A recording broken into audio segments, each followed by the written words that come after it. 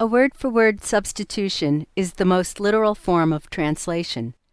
This lesson will show how word-for-word substitution is not the best choice for doing good translations. A word-for-word translation simply substitutes an equivalent word in the target language for each word in the source language. The focus is on one word at a time. Sentence structure, phrase structures, and figures of speech are ignored. The process of word-for-word translation is very simple.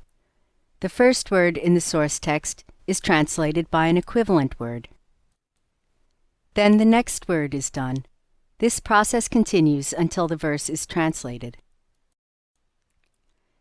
The word-for-word approach is attractive because it is so simple.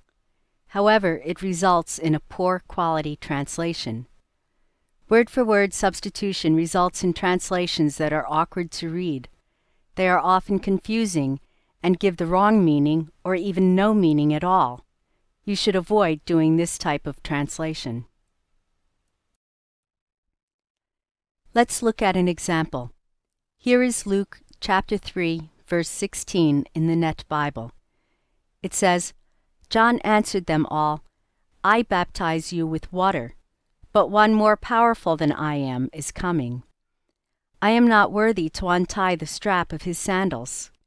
He will baptize you with the Holy Spirit and fire.'" This translation is clear and easy to understand. But suppose the translators had used the word-for-word method. What would the translation be like? Here is the original Greek text of this verse. We will do a word-for-word substitution and see the result. We have spread out the Greek text of Luke chapter 3, verse 16, to give us room to write the English equivalent under each Greek word. Watch and listen as we add the English words below the Greek text.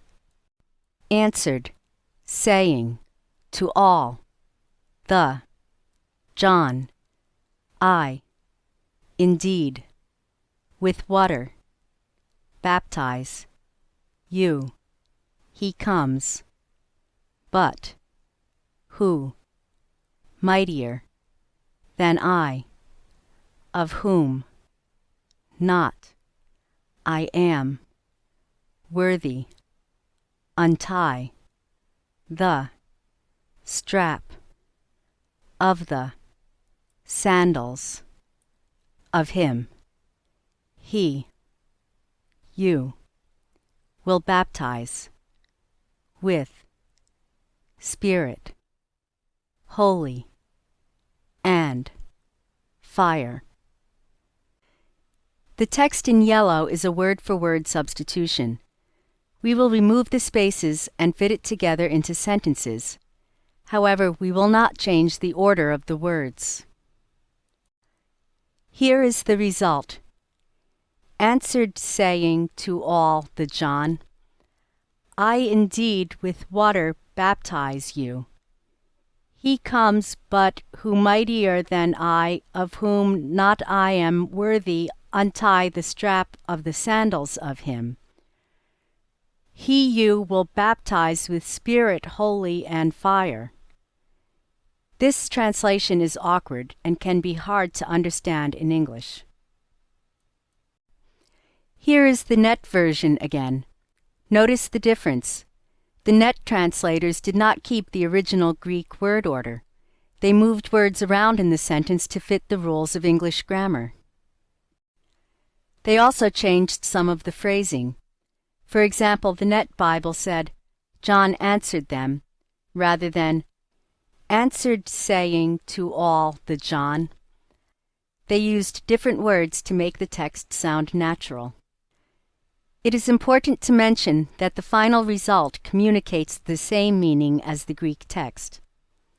In this example, the Inet is a much better English translation than the awkward word-for-word version.